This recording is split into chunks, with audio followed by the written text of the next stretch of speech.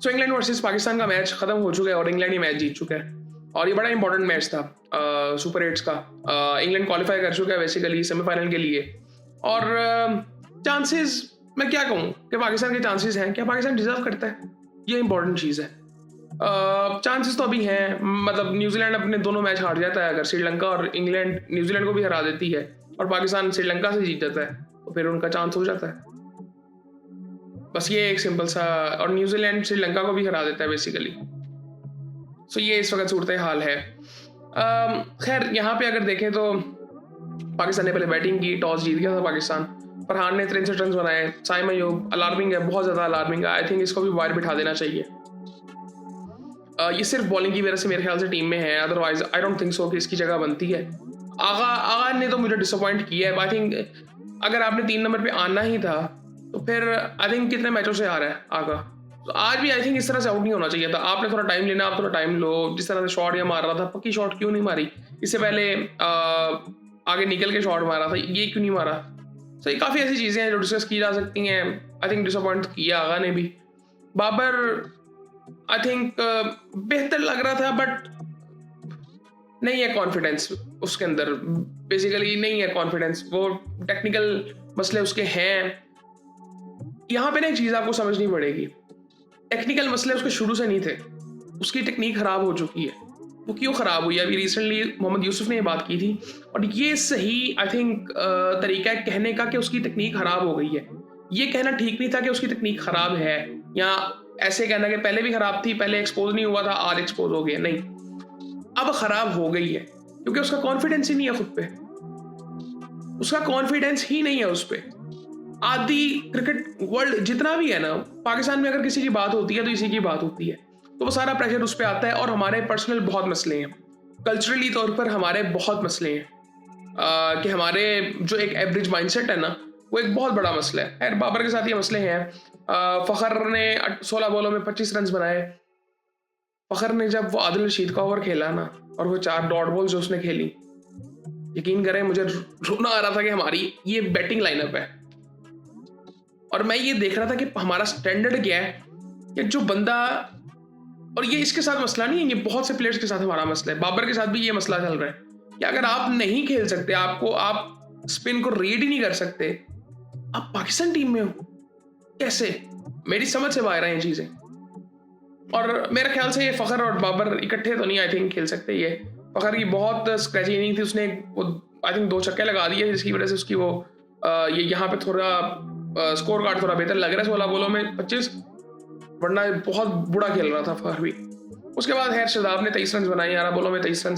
मैं जनरली इसके कोई हक में नहीं हूँ कि ये खेले, हमें आज अबरार को खिलाना चाहिए था और शायद वो स्टोरी डिफरेंट हो सकती थी। आज बॉलर्स कम लग रहे थे, हमें अबरार को आज खिलाना चाहिए था बेसिकली। बड़ी सिंपल सी बात मैं आपको बता रहा हूँ। तो खैर लेकिन शादाब के जो वो 23 रन थे वो इम्पोर्टेंट तो थे, लेकिन बात मैं वही फिर करूँगा कि हमें शादाब उसको अबरार को लाजमी खिलाना चाहिए था। आज हमने फ़हीम को बिठाया था और शाहीन को खिलाया था। सो खैर देखते हैं, उसके बारे में बात करते हैं। हमने 164 कर लिया था। उस्मान खान, मेरे ख्याल से उस्मान खान को भी, अच्छा उस्मान खान को मुझे बेसिकली लगता है कि हम उसको बिल्कुल ही रिस्पेक्ट नहीं दे रहे। बहुत अंडररेटेड है वो, कई सिचुएशंस में बहुत बेहतर खेल सकता है। मे बी बाबर जिस नंबर पे खेलता है उस सिचुएशन के लिए हम उस्मान खान को इस्तेमाल कर सकते हैं। तो खैर ये सारी चीज़ें हैं जो हमें अभी, ये मैं क्या कहूँ, देखने वाले हैं। आप वर्ल्ड कप से बाहर होने लगे हो, सो आई थिंक ये वही मसले, हम दोबारा उन मसलों में फंस गए जो कि पहले हमेशा से हमारे साथ हैं पिछले 15-20 सालों से। खैर हमने 164 रन बना लिए, थोड़ा सा रिस्पेक्टफुल टोटल था। बॉलिंग की अगर बात करें इंग्लैंड की, तो मेरे ख्याल से हमने बेहतर तरीके से हैंडल किया। फिर भी मुझे इससे बेहतर उम्मीद वैसे थी नहीं कि हम इतना बेहतर भी हैंडल कर सकेंगे। मुझे था कि शायद आर्चर उसको बड़े आराम से आउट कर जाएगा, क्या नाम है उसका, फरहान को। बट फरहान, एक बात हुई थी आई थिंक एम.एच. आज़ाद ने भी की थी और उससे भी सवाल हुआ था ये, और ये इसने अच्छी चीज़ की थी कि उसको थोड़ा सा ना पुल की तरफ नहीं जा रहा था आर्चर को, क्योंकि पेस उसकी अच्छी थी। इवन ओवरटन बड़ी अच्छी पेस से बॉलिंग कर रहा था। खैर आर्चर ने 4 ओवरों में 32 रन दिए, 2 आउट किए। 3 ओवरों में 26 रन दे के 2 आउट किए ओवरटन ने। डॉसन ने 4 ओवरों में 24 रन दे के 3 आउट किए। वो जो 2 आउट हो गए थे ना हमारे, वो पहले जो क्या कहते हैं, जो नवाज भी दूसरी बॉल पे आउट हो गया था, उससे पहले भी एक आउट हुआ था, वो बड़ा गलत हो गया था। वो नहीं होना चाहिए था। और सैम करन ने 3 ओवरों में 24 रन दिए, 4 ओवरों में 31 रन दिए आदिल रशीद ने, और विल जैक्स ने 2 ओवरों में 27 रन दिए। इंग्लैंड की बैटिंग की बात करें तो Phil Salt 0, Buttler 2, Harry Brooks 100, 51 बॉलों पे 100, 50 बॉलों में 100 किए, 51वीं बॉल पे वो आउट हुआ है। 4 छक्के लगाए हैं, 10 चौके लगाए हैं। बहुत ज़बरदस्त बैटिंग, हर चीज़ थी इस बैटिंग में, जिस तरह से वो खेलता है, हर तरफ शॉट्स थे, और बहुत एक कंप्लीट मुझे लगता है कि बैट्समैन है, और इसमें भी प्रेशर है। इसके बारे में बहुत सी बातें हो रही हैं इवन इंडियन मीडिया पे भी, कि जी इससे सवाल होता है तो ये कप्तान है। तो पिछले कुछ दिनों में कुछ बातें हुई हैं आई थिंक, और अच्छा मैं समझता हूँ कि इसको कप्तान भी नहीं बनाना चाहिए था। मुझे लगता है कि ये बहुत ज़बरदस्त टैलेंट है, इसको एज ए बैट्समैन खिलाना चाहिए था। ये आई थिंक उनके पास भी ये मसला चल रहा है, वो भी एक ट्रांजिशन से गुजर रहे हैं इंग्लैंड वाले। सो इस वजह से आई थिंक इसको कप्तान बनाया हुआ है, but I don't think so कि मैं इसको कप्तान बनाता कभी भी, और आई थिंक नहीं बनाना चाहिए था। बहुत ज़बरदस्त टैलेंट है, इसको एज ए बैट्समैन लेके चलते तो आई थिंक पिछले कुछ टाइम में जो इसकी परफॉर्मेंस इतनी खास नहीं रही, और आज ये 3रे नंबर पे आया। पिछले कुछ टाइम से ये 5वें नंबर पे खेल रहा था यार। उसके बाद बेथल 8, टॉम बेंटन 2, हम मैच फिर भी हार गए। सैम करन ने 16 रन बनाए 15 बॉलों में, विल जैक्स ने 28 रन बनाए 23 बॉलों में, आर्चर ने चौका लगा के मैच को ख़त्म किया। 19-20 ओवर तक मैच चला गया था। ये बड़ी अच्छी बात है। वो एक तरह से अच्छी बात क्यों है कि रन रेट को इतना ख़राब होगा नहीं।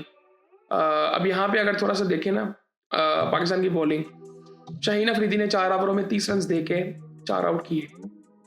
शाहीन ने अच्छी बॉलिंग की आज, बट मुझे नहीं लगता कि मैं इसको प्लेइंग 11 में रखता भी। आज उसने बहुत अच्छी बॉलिंग की है, बहुत अच्छी बॉलिंग की है, बट मैं नसीम शाह को आई थिंक इसकी जगह पे रखता। बट फिर भी आई थिंक अच्छी बॉलिंग की है उसने। आखिरी ओवर बुरा चला गया था, आई थिंक एक चौका एक छक्का उसने मार दिया था।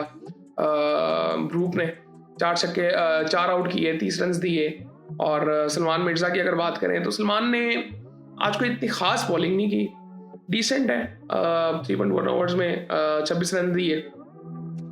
बट फॉर एग्जाम्पल अभी आखिरी ओवर के लिए आया, आखिरी ओवर में इसको मेरे ख्याल से ओवर द विकेट आ जाना चाहिए था अगर इसने आखिरी ओवर करना था तो। लेकिन मैं शायद आखिरी ओवर इससे ना कर पाता, किसी और से करवा लेता, या साइम के पास चला जाता, या मैं नवाज के पास जा सकता था, Shadab I don't think so, but मैं या सलमान अली आखिर के पास चला जाता आखिरी ओवर के लिए। 3 रन चाहिए थे, क्योंकि वो मिस्ट्री एक आ जाती है, और एक फिर टेल एंडर्स हैं। ऑलराउंडर्स तो ये बैटिंग सारे कर लेते हैं, बट टेल एंडर्स हैं। Fast bowler round the wicket आ रहा है, वो बिल्कुल अगर आपने उसको विकेट में बॉलिंग ना दी तो वो कहीं पे भी मार सकता है उसको भी, क्योंकि वो बैटिंग करता है सही आर्चर। और टेल एंडर भी हो तब भी आप अगर फास्ट बॉलर आ भी रहा है तो उसको ओवर द विकेट आना चाहिए, ताकि वो जो है बैट्समैन है वो जरा उसकी आई चेंज हो। यहाँ पे तो बिल्कुल उसके सामने एक बॉल आएगा तो वहां से वो थोड़ा तंग होगा, उसको आप बाहर कर सकते हो, बॉल इन स्विंग करके यॉर्कर कर सकते हो, सारा कुछ बहुत सी चीज़ें की जा सकती हैं। बट आई थिंक अब ये छोटी छोटी चीज़ें हम इधर बैठ के बातें करते हैं, मुझे लगता है कि इनको क्यों नहीं समझ आती वहाँ पे बैठ के।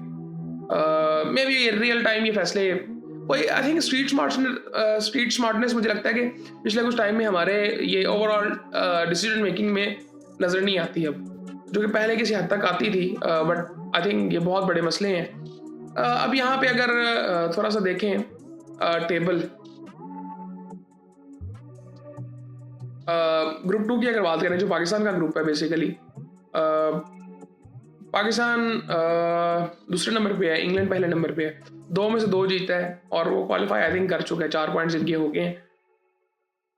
अब यहाँ पे पाकिस्तान के क्वालिफाई के चांसेस क्या हैं? पाकिस्तान को पहले तो अपना अगला मैच जीत रहे हैं, पाकिस्तान के 3 पॉइंट्स हो जाएंगे, और फिर इंग्लैंड न्यूजीलैंड को भी हराए और श्रीलंका को भी हराए। श्रीलंका अगर पाकिस्तान हरा देता है और श्रीलंका अगर एक मैच जीत भी जाता है, इंग्लैंड को पहले न्यूजीलैंड को हराना है और वो हराएगा, फिर बाद में मतलब न्यूजीलैंड भी आई थिंक अभी उनका एक मैच ही हुआ है तो वो हारे हैं। अच्छा, वो इंग्लैंड से हो गया है। न्यूजीलैंड को फिर न्यूजीलैंड श्रीलंका वाला जो मैच होगा वो किसी हद तक इम्पोर्टेंट हो जाएगा फिर, बट आई थिंक अगर इंग्लैंड और श्रीलंका हरा देता है न्यूजीलैंड को, फिर जाके कोई चांसेस होंगे पाकिस्तान के, और पाकिस्तान जीतता है पहले तो। सो ये एक सूरत हाल है जी इस वक्त। उधर अगर ग्रुप 1 की बात करें तो वेस्ट इंडीज़ टॉप पे है, बहुत ऊपर रन रेट है उनका। साउथ अफ्रीका टॉप पे है। इंडिया का भी बुरा हाल ही है, एक में से एक हार चुका है। 2 मैचेस उनके पड़े हैं, एक वेस्ट इंडीज़ के साथ है, एक जिम्बाब्वे के साथ है। आप अगर ये एक चीज़ ये देखें कि अगर पाकिस्तान क्वालिफाई नहीं करता और इंडिया भी क्वालिफाई नहीं करता, सो आई थिंक ये बड़ी अजीब सी चीज़ हो जाएगी आईसीसी के लिए भी और ब्रॉडकास्टर के लिए भी। लेकिन आई थिंक यहाँ पे थोड़ा सा देखने वाला है। पाकिस्तान के भी चांसेस मैं कहूँगा फिर भी थोड़े ज़्यादा हैं, क्योंकि इंग्लैंड न्यूजीलैंड का मैच बड़ा इंपॉर्टेंट हो जाएगा। सो फिर उसके बाद कोई चांसेस बनेंगे, फिर पाकिस्तान जो श्रीलंका का मैच है, लेकिन आज पाकिस्तान के बाद चांसेस थे कि पाकिस्तान जीत सकता था। बट आई थिंक उस तरह तो नहीं मैं कहूँगा कि हम डिजर्व नहीं करते थे बिल्कुल भी। जिस तरह की हमारी टीम हुई है सेलेक्ट, एक बैट्समैन के साथ हम खेल रहे हैं। सो आई थिंक ठीक है, देखते हैं आगे क्या होता है। और इसके अलावा आई थिंक ये पीएसएल में कुछ चीज़ें हो रही हैं। पीएसएल की मैनेजमेंट का अनप्रोफेशनलिज्म पीक पे जा रहा है। आज सियालकोट की टीम जिसने खरीदी थी, उनके बारे में जो बातें चल रही थी, आज उन्होंने एक प्रेस कॉन्फ्रेंस की और उसमें उन्होंने कुछ बातें क्लियर की कि जी ऐसा कुछ भी नहीं है, ये है वो है। मैं वैसे ना, मुझे तो वैसे काफ़ी चीज़ें ना शेडी लग रही हैं और बड़ा अजीब सा लग रहा था आज। वो उतने उससे सवाल नहीं हुए जितनी उसके पास पर्चियाँ आई हैं उस ऑनर के पास, और वो हर बात वो भी कॉन्फिडेंस से कोई बात नहीं कर रहा था। और ये जब ये ले भी रहा था, मैंने कभी इसके बारे में सुना नहीं है। और क्या कहते हैं, जिस तरह से आई थिंक मुझे कोई इतने ज़्यादा प्रोफेशनल उस वक्त भी नहीं लगे थे ये ऑजी ग्रुप वाले। बट उनका कहना है कि जी खैर उसके बारे में एक डिटेल में बात अलहदा हो सकती है, बट मुझे काफ़ी शेडी चीज़ें लग रही हैं और ये निहायत आई थिंक बहुत अजीब सी चीज़ हो गई है। मतलब मेरी वो सारी फीलिंग्स ही चेंज हो गई हैं। मैं इतना खुश था कि शायद इस दफ़ा पीएसएल बहुत बेहतर हो सकता है। ऊपर से वो रावलपिंडी की जो टीम थी, क्या ना उसका नाम रख दिया पिंडीज। सीरियसली इतने ज़बरदस्त ऑप्शंस थे आपके पास। पिंडीज एक वो आई थिंक वो एक अजीब सा एक सूरत हाल हो गई है।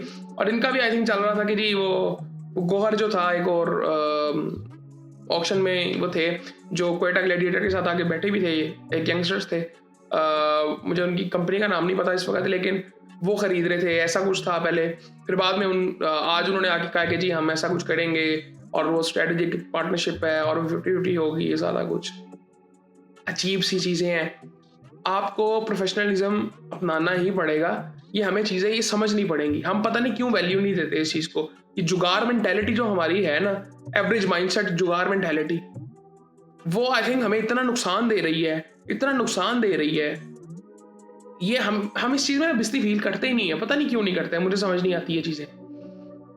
खैर और भी बड़ी चीज़ें होती हैं हमारे मुल्क में ऐसे जो कि शेडी एरिया में की जाती हैं। बड़ा अजीब लग रहा था, यकीन करें। प्रेस कॉन्फ्रेंस हो रही थी, 20 पर्चियाँ उसको आई हैं, उतने सवाल नहीं उससे हुए। जाहिर बात है पीसीबी की तरफ से आ रही होंगी, और कहाँ से आ रही होंगी। खैर ठीक है, चलती रही चीज़ें। बट कहने का मतलब ये है कि हम क्रिकेट का सवाल देख रहे हैं और इट्स वेरी पेनफुल। और स्पेशली पाकिस्तान की तरफ से अगर हम देखें तो वाकई बहुत बुरा लग रहा है, क्योंकि ऑस्ट्रेलिया में कोई नहीं देखता क्रिकेट, इंग्लैंड में कोई नहीं देखता क्रिकेट, वो सारा साल फुटबॉल देखते रहते हैं। इंडिया एक अकेला मुल्क है जहाँ पे क्रिकेट देखी जाती है, उसके बाद पाकिस्तान है। ये जो शोज आप देखते हैं टीवी पे, कहाँ पे होते हैं दुनिया में? इंडिया पाकिस्तान में कहीं पे नहीं होते शो। कहीं पे इसकी ऑडियंस नहीं है। श्रीलंका वगैरह में सारे ठीक है, वो एक ऑडियंस उनकी है, बट इस तरह से शोज कहीं पे भी नहीं होते जिसकी कोई ऑडियंस हो। पाकिस्तान में है या इंडिया में है, दैट्स इट। खैर देखते हैं आने वाले टाइम में क्या होता है। और आज काफ़ी ऐसी चीज़ें हो रही थी, वो कुदरत का निज़ाम जो हम बात करते हैं ना ये, और मुझे बड़ा अजीब सा लगता है जब शादाब ने भी ये बात आके कर दी थी कि हम आपसे फिर उम्मीद लगाई ना। ये हमारा माइंडसेट है बेसिकली हर दफ़ा का। खैर ये सूरत हाल है, ये चीज़ें चलती रहेंगी। कल श्रीलंका न्यूजीलैंड का भी मैच है और अब श्रीलंका से हम उम्मीद लगा लें कि वो न्यूजीलैंड को हरा दे।